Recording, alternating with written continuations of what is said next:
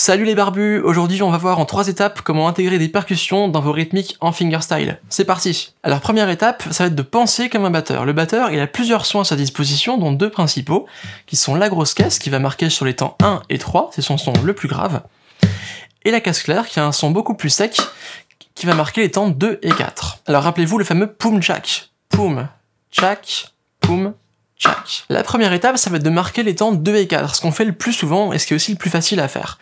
Pour ça, on va utiliser le son caisse claire. Donc pour simuler une caisse claire avec notre guitare, on va venir taper avec le dos des doigts sur nos cordes. N'hésitez pas à frapper un bon coup sec, à être assez énergique, faut pas hésiter, faut bien marquer cette percussion. Ce son, on va le jouer sur les temps 2 et 4. Ok, maintenant premier exercice, on va essayer de le faire avec un accord. Donc on va placer un accord sur le temps 1 et 3, et la percussion sur les temps 2 et 4. Pour tous les exemples de la vidéo, je vais utiliser la même suite d'accords qui est Do majeur, Sol majeur, Mi mineur, La mineur. Une mesure de chaque.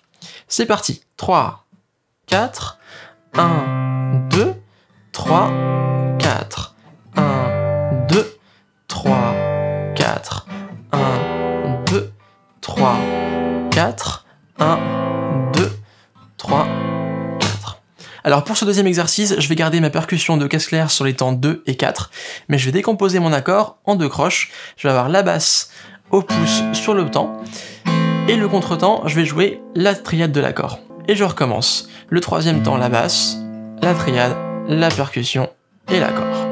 C'est parti du coup, toujours sur la même suite d'accords.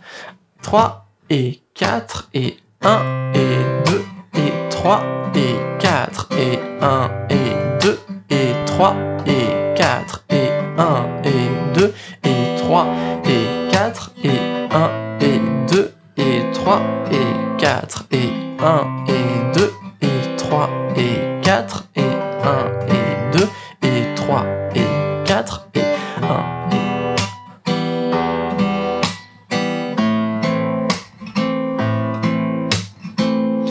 Deuxième étape, on va intégrer les sons de grosse caisse. Alors on a dit qu'on les jouait sur les temps 1 et 3. Alors nous, pour simuler une grosse caisse à la guitare, on va venir taper dans cette zone-là de la table.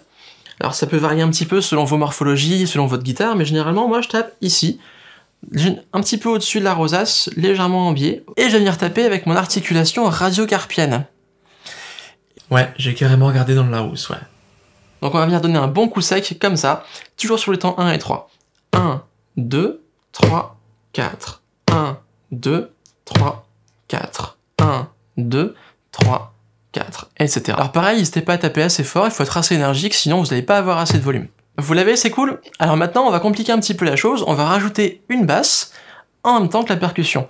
Donc pour ça, on va jouer avec le pouce, et on va venir tirer la corde dans le même geste, bien synchro, avec la percussion. Alors du coup, attention à votre position, si vous jouez avec une position trop classique, avec le pouce vers le haut, le poignet cassé, eh ben vous allez être beaucoup trop loin pour venir taper. Donc ici, on va devoir incliner légèrement la main pour avoir le pouce presque parallèle aux cordes, et ça nous permet de tirer la corde dans le même temps que la percussion. Alors pareil, travaillez bien ce mouvement-là, ce qui compte c'est être régulier et avoir suffisamment de volume et dans la basse et dans la percussion. Attention à votre position de main droite également, si vous tirez trop la corde vers l'avant, vous allez avoir ce son-là. Et du coup, ça, c'est vraiment pas ce qu'on veut. Donc on va vraiment avoir une note équilibrée. Vous l'avez? Et bah c'est parti pour l'exercice numéro 3. On va marquer la basse et la percussion sur les temps 1 et 3, et l'accord sur le temps 2 et 4. Et on y va. 1, 2, 3, 4. 1, 2, 3, 4. 1, 2, 3, 4. 1, 2, 3, 4. 1, 2, 3, 4. 1, 2, 3, 4. 1, 2, 3, 4. 1, 2, 3, 4. 1, 2, 3, 4. Étape 3, on y est, on va rajouter du coup la grosse caisse et la caisse claire en même temps à la rythmique pour avoir un groove complet. C'est parti. Donc dans ce dernier exercice, on va venir taper la grosse caisse en même temps que la basse au pouce sur le premier temps, et sur le contretemps, on va jouer l'accord. Deuxième temps, on vient frapper la caisse claire, et on rejoue sur le et du deuxième temps, l'accord. Et on recommence sur le 3, et 4, et. et ainsi de suite sur nos 4 accords. Donc je rappelle, Do, Sol, Mi, La mineur. Alors je vous invite à vraiment commencer tout doucement, en décomposant temps par temps, et à compter les temps à voix haute. Ça va vraiment vous aider à intérioriser le motif. On est parti.